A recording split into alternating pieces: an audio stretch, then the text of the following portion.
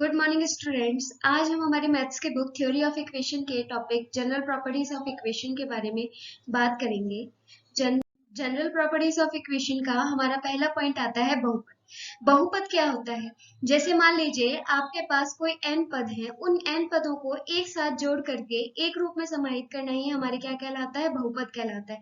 जैसे यहाँ पर आप देख सकते हैं a0 x की power n plus a1 x की power n-1 and so on an।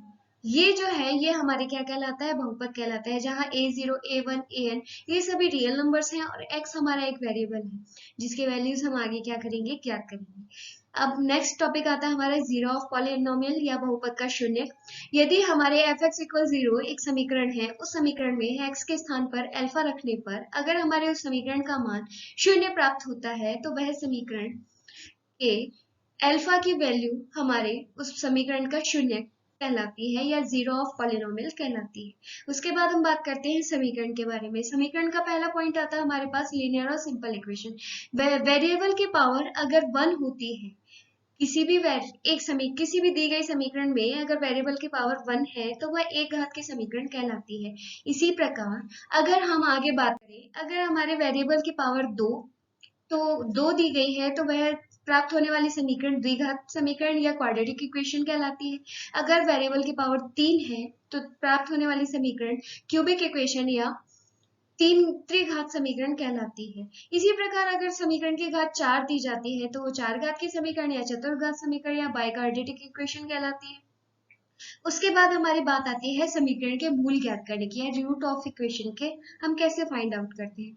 जब भी कभी हम x के स्थान पर कुछ वैल्यूज रखते हैं, उन वैल्यूज को रखने पर हमारे पास अगर उस समीकरण का मान शून्य प्राप्त हो जाता है तो वो रखी गई वैल्यूज ही उस समीकरण की रूट्स या मूल कहलाती हैं। अब आपको कोई दो इक्वेशंस दी गई है, उन दो इक्वेशंस में आपको दो वेरिएबल्स दिए गए हैं। उन वेरिएबल्स के लिए वैल्यू फाइंड आउट करने के लिए आपके पास कौन कौन सी कंडीशंस हो सकती हैं, उन कंडीशंस के बारे में हम यहाँ पर बात करेंगे। जैसे मान लीजिए कि आपको दो इक्वेशन दी गई है, a1x plus b1y plus c1 equal 0 और दूसरी इक्वेशन दी गई है a2x plus b2y plus c2 equal 0। सबसे पहला केस हमारे पास आता है कि यदि a1 बटे a2 नॉट इक्वल b1 बटे b2, अगर ये प्राप्त होता है तो ये दोनों रेखाएं जब हम इनका ग्राफिक निरूपण करेंगे तो ये दोनों रेखाएं एक दूसरे को इंटरसेक्ट करेंगी या प्रतिच्छेद करेंगी। तो इनके जो प्राप्त होने वाला हल होता है वह हल अद्वितीय होता है या यूनिक होता है। केवल एक ही हल हम इसमें प्राप्त कर सकते हैं। सेकंड केस हमारे पास आता है कि a1 बटे a2 इक्वल b1 बटे b2 but not equal c1 upon c2। तो क्या होगा? तो ऐसी रेखाएं पैरेलल होंगी या समांतर रेखाएं प्राप्त होती हैं और इनका कोई हल प्राप्त नहीं होता है। केस थर्ड हमारे पास आता है a1 upon a2 equal b1 upon b2 equal c1 upon c2, यानी तीनों ही कंडीशन जो कि आपस में इक्वल हैं। तो ऐसी रेखाएं संपाती होती है, यानी दोनों रेखाएं एक ही बिंदु पर आकर के मिलती हैं। तो इनसे प्राप्त होने वाले जो हल होते हैं वे अनंत होते हैं। उसके बाद में हम हमारे देकार्ते के चिन्ह नियम के बारे में बात करेंगे। देकार्ते का चिन्ह नियम जिसका प्रयोग करके हमें अपने इस चैप्टर को कंप्लीट करना है। देकार्ते का चिन्ह नियम हमें ये कहता है कि पॉजिटिव रूट, सबसे पहले पॉजिटिव रूट्स ज्ञात करना। पॉजिटिव रूट्स कैसे ज्ञात करेंगे? जब भी कभी आपको कोई एक इक्वेशन दी जाए और उस इक्वेशन में प्लस से माइनस या माइनस से प्लस, ध्यान दीजिए, प्लस से माइनस या माइनस से प्लस के रूप में प्राप्त होने वाले चिन्ह परिवर्तन कहां से कहां होंगे? या तो प्लस से माइनस होंगे या माइनस से प्लस के रूप में होंगे। इस रूप में प्राप्त होने वाले चिन्ह परिवर्तन से जो संख्याएं प्राप्त होती हैं, पॉजिटिव रूट्स की संख्या उन संख्याओं से कभी भी अधिक नहीं हो सकती। जैसा आप यहाँ एग्जांपल में देख पा रहे हैं, आपको एक इक्वेशन दी गई है x की power 4 plus 2x cube plus 3x square plus 4x minus 5 equal 0। हम यहाँ देख रहे हैं कि पहला जो x की पावर 4 है वह प्लस का है, दूसरा पद हमारे 2x की क्यूब ये भी प्लस है, प्लस 3x स्क्वायर ये भी प्लस है, प्लस 4x ये भी प्लस का है और माइनस 5। तो हमारे पास यहाँ आप देख पा रहे हैं कि चिन्ह परिवर्तन के लिए 4x प्लस प्लस के 4x माइनस का 5, यहाँ से एक परिवर्तन हो रहा है, यानी प्लस से माइनस की ओर। तो इस एक परिवर्तन से इसमें टोटल चिन्ह परिवर्तन हमारे कितने हो रहे हैं? एक हो रहे हैं, यानी धन मूलों की संख्या एक से अधिक नहीं होगी। इसी प्रकार दूसरी समीकरण आप देख पा रहे हैं जिसमें प्लस से माइनस और माइनस से प्लस दो प्रकार के चिन्ह परिवर्तन हो रहे हैं, तो धन मूलों की संख्या किससे अधिक नहीं होगी? दो से अधिक नहीं होगी। इसी प्रकार अब हम हमारे एग्जांपल्स को सॉल्व करते हैं। हमारी बुक में पहला एग्जांपल दे रखा है, show that the equation x की power 4 minus 2x cube minus 1 equal 0 has at least 2 imaginary roots. ये बात कह रहा है कि आपको एक इक्वेशन x की power 4 minus 2x cube minus 1 equal 0 दी गई है जिसके कम से कम दो मूल कैसे हैं? काल्पनिक है। जब भी कभी इस इक्वेशन को प्रूव करना होगा, सबसे पहले हमें डिकार्टे का चिन्ह नियम लगाना होगा। डिकार्टे का चिन्ह नियम लगाने के लिए हम इनके पहले सबसे पहले चिन्ह देखेंगे। हम चिन्ह देखने पर हम प्राप्त करते हैं कि सबसे पहला हमारा है प्लस, फिर है माइनस और फिर वापस आता है प्लस। तो हम देखते हैं प्लस से माइनस, इसमें चिन्ह परिवर्तन कितना हो रहा है? एक चिन्ह परिवर्तन होना हमने इसमें डिसाइड कर लिया। उसके बाद में x के स्थान पर हम माइनस एक्स रखेंगे।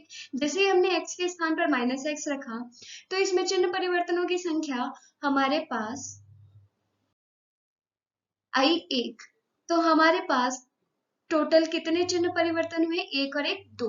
अब देख रहे हैं ये चार घात का समीकरण है, तो इसका मतलब क्या हुआ? इसके दो मूल तो वास्तविक होंगे और शेष बचे हुए दो मूल कैसे होंगे? इमेजिनरी या काल्पनिक होंगे।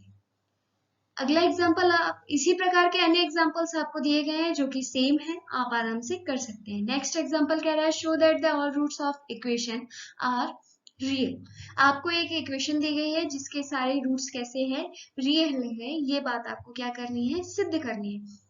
देखिए, आपको इक्वेशन दी गई है a square upon x minus a plus b square upon x minus b and so on k square upon x minus k equal m. ये सिंपल सी एक इक्वेशन दी गई है। सॉल्यूशन में हम सबसे पहले इस इक्वेशन को लिख लेते हैं। अब चूंकि हमें ये सिद्ध करना है कि इसके सारे मूल कैसे हैं? वास्तविक हैं, तो इन मूलों को वास्तविक सिद्ध करने के लिए सबसे पहले हम इसके विपरीत मान करके चलते हैं। हम ये मान लेते हैं कि इसके दो मूल द्विघातीय समीकरण है, क्वाड्रेटिक इक्वेशन है, तो क्वाड्रेटिक इक्वेशन के हमारे पास दो रूट्स होते हैं और हम ये दोनों रूट्स मान लेते हैं कि ये काल्पनिक है। और काल्पनिक में एक रूट हम अल्फा प्लस आयोटा बीटा मानेंगे तो इसका दूसरा रूट अपने आप अल्फा माइनस आयोटा बीटा होगा। कारण जब भी कभी काल्पनिक मूल माने जाते हैं तो वो कैसे होते हैं? कॉन्जुगेट होते हैं, या कह सकते हैं वे कैसे होते हैं? संयुग्मी होते हैं। तो हमने यहाँ पर इसके दो रूट ले लिए, alpha plus iota beta, alpha minus iota beta. ठीक है, अब देखिए जो हमारी इक्वेशन दी गई है, इस इक्वेशन में हमें जो x है उस x के स्थान पर अपने रूट्स को रखना है। सबसे पहले हमने x के स्थान पर अल्फा प्लस आयोटा बीटा रख करके समीकरण 1 बनाई। ये इस समीकरण को आप देख सकते हैं, ये इस प्रकार से बनेगी, a square upon alpha plus iota beta minus a plus b square upon alpha plus iota beta minus b and so on k square upon alpha plus iota beta minus k equal m. इसी प्रकार दूसरा root हमारे पास alpha minus iota beta है, इसको रख करके हम अब एक इक्वेशन बनाएंगे तो हमारे पास इक्वेशन कुछ इस प्रकार से प्राप्त होगी। आप पढ़ सकते हैं, a square upon alpha minus iota beta minus a plus b square upon alpha minus iota beta minus b and so on k square upon alpha minus iota beta minus k equal m. ये दो समीकरणें हमारे पास प्राप्त हो गई। अब हम इन समीकरणों को हल करेंगे और हल करके अपने मान निकालने की कोशिश करेंगे। सबसे पहले हमने इन दोनों समीकरणों को आपस में माइनस किया। समीकरण एक को समीकरण दो से घटाने पर, समीकरण एक को समीकरण दो से जब हम घटाते हैं तो हमारे पास प्राप्त होता है ए स्क्वायर, ऊपर दोनों के अंश में कॉमन है तो ए स्क्वायर को हम बाहर कॉमन ले लेंगे।